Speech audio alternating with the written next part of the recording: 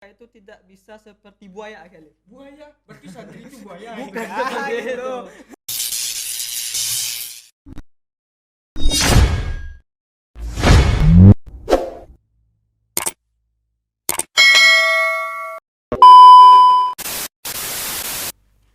Assalamualaikum warahmatullahi wabarakatuh. Waalaikumsalam warahmatullahi wabarakatuh. Hai Ukti wa akhi.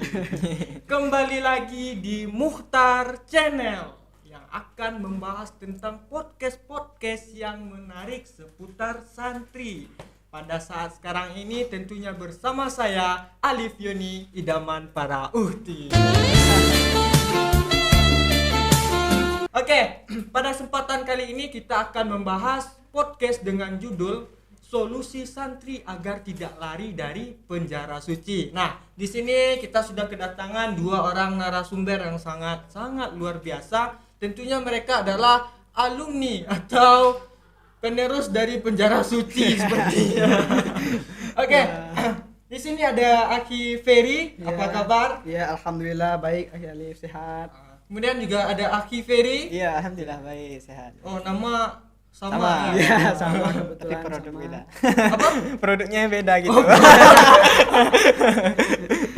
Oke, sesuai dengan judul podcast kita tadi, Solusi Santri Agar Tidak Lari dari Penjara Suci. Nah, pasti penonton juga penasaran itu. Apa itu penjara suci? Ya.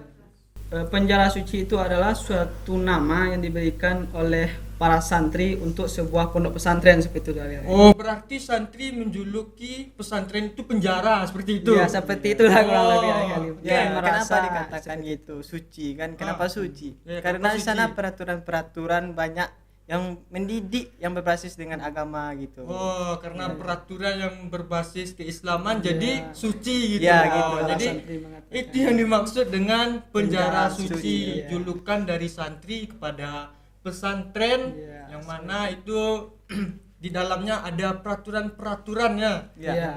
Peraturan itu peraturan Islami. Iya, gitu. Nah, saya juga penasaran gitu. Apa-apa saja kegiatan yang ada di dalam penjara suci tersebut? Weh, kalau kegiatan itu sangat asik. Oh, Ya. kegiatan asik. Iya. Oh, berarti di penjara Iya asik sih. gitu ya. Beda dengan penjara umumnya. Aki Alif. Beda dengan penjara umum. Ya, karena di situ kegiatannya mulai kita dari bangun tidur sampai tidur. tidur lagi gitu. Oh. Ya, banyak kegiatan yang kita dapatkan di sana. Apa-apa saja kegiatan yang ada Ya, dalam pertama penjara tadi mulai dari bangun tidur. Bangun Ya, tidur, kita oke. lanjut sholat tahajud bersama. Oh, sholat tahajud. Habis itu kita lanjutkan dengan sholat subuh berjamaah. Kita lanjutkan lagi bagaimana kegiatan kita, yaitu hafalan tahfizul Quran, Hafalan, oke. muja' Al-Qur'annya. Habis itu kita bersiap-siap untuk berangkat ke madrasah. Itu yang paling ingat saya itu adalah di MCK, yaitu antrinya. Oh, MCK Ya, antri, bukan ya, bersama-sama. Ya, bukan, beda. Jadi Saya pikir itu ya. tadi MCK itu buangnya sama-sama. bukan, jadi antrinya itu Oh, yang anti. bikin kita gimana gitu kan, Oh. ya kenang-kenangan yang nggak akan terlupakan lah gitu. Jadi siangnya lagi kita akan lanjut belajar di madrasah, dan sorenya lagi kita lanjut melatih skill-skill. Para santri ini kan berbeda skill, berbeda kepandian, jadi sana juga kita ada belajar ekstrakurikuler. Oh, ekstrakurikuler. Ya, jadi jangan disangka bahwasanya santri itu hanya belajar Al-Qur'an, mengaji, sholat, bukan itu Aki Alif. Iya. Jadi santri itu juga ada belajar seperti bela dirinya Oh, juga, bela diri. seperti seninya juga ada, dan sesuai bakat dan minat para santri tersebut Aki Alif. Dan malamnya lagi dilanjutkan dengan kegiatan-kegiatan pondok seperti belajar kitab kuning ya. Sedangkan pakai baris saja masih susah baca gitu. Sekarang kita belajar lagi ya nggak pakai baris. Nah, itu memang harus kuat tekad, pertama niat kita untuk belajar itu, dan kedua insyaallah kalau kita ikhlas insyaallah akan diberikan jalannya oleh Allah Subhanahu wa taala. Saya lebih penasaran gitu. Ya, Namanya penjara suci. Hmm. Nah, kemudian kata narasumber kegiatannya ini menarik gitu. Ya. Ya. Nah, kenapa santri banyak lari dari penjara Wah. suci? Tolong penonton dijelaskan. Yang pertama biasanya itu adalah santri-santri baru Aki Alif. Santri baru. Ya. Oke. Karena dia tidak bisa beradaptasi dengan cepat. Beradaptasi dengan cepat. Mereka itu tidak bisa seperti buaya Aki Alif. Buaya, berarti santri itu buaya. Bukan gitu. Kenapa dia dikatakan seperti buaya? Ketika dia berada di dalam perairan, dia bisa dapat bertahan hidup juga di dalam air. Ketika dia berada di daratan, dia juga bisa hidup bernafas dan menyesuaikan dirinya di daratan. Tapi santri bukan buaya darat gitu. Ya bukan bukan Alif. gitu. Buaya darat itu beda lagi. Dan juga itu ada banyak peraturan-peraturan yang harus diikuti oleh santri. Kayak biarlah dipaksa daripada nanti kan jadinya terbiasa gitu. Sungguh menarik Ya. sekali. Logikanya seperti ini Alif.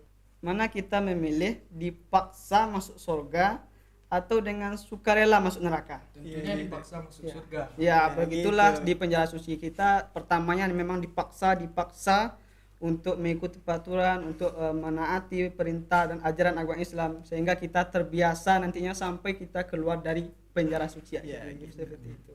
Seperti itu ya. Oke, selanjutnya saya ingin bertanya juga, kapan akhir dari penjara suci tersebut?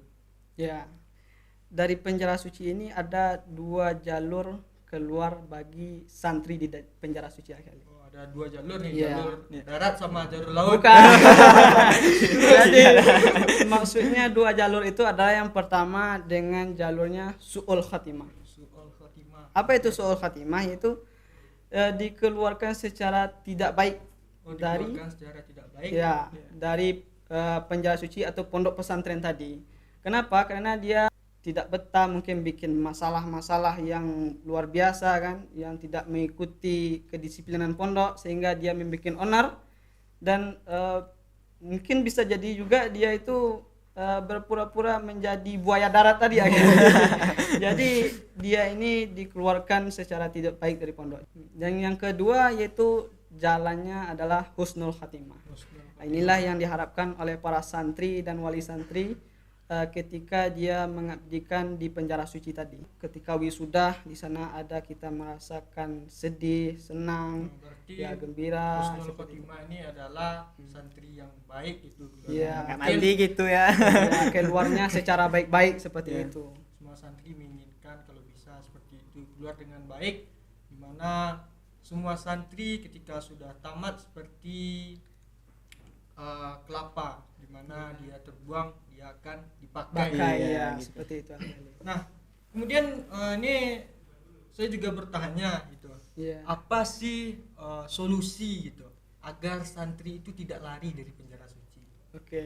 Ini menurut pengalaman saya ya Khalif ya sebagai santri juga dan mantan santri di pondok pesantren. Yang pertama tadi kita harus bisa menjadi seperti buaya. Buaya. Ya maksudnya tadi kita harus dapat dengan cepat berinteraksi ya. Menyesuaikan diri ketika biasanya di rumah masih disuapin sama mami, Iya. masih dicuciin pakaiannya sama mami, sekarang sudah harus mandiri gitu di penjara suci di pondok pesantren tadi akhirnya. Seperti itu. Ya, mulai dari kedisiplinan berpakaian, Pakaian. kedisiplinan ya ibadah tentunya, dan terakhir yaitu sebagai santri supaya kita nyaman, betah, tentram hati kita di penjara suci atau di pondok tadi, yaitu kita harus taklim dengan guru.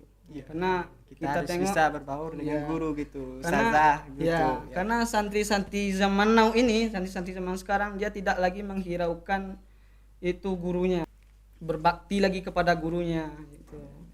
Karena kita kan harus bisa dapat keberkahan dari guru Ya, kan gitu. seperti itu. Ya.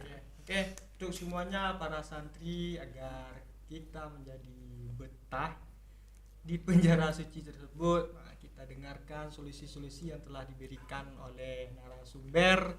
Semoga kita tetap sukses selalu baik di dunia maupun di akhirat. Amin ya rabbal Oke, alamin. mungkin terima kasih banyak waktunya Ya, kepada narasumber yang telah mampir di podcast Mukhtar Channel.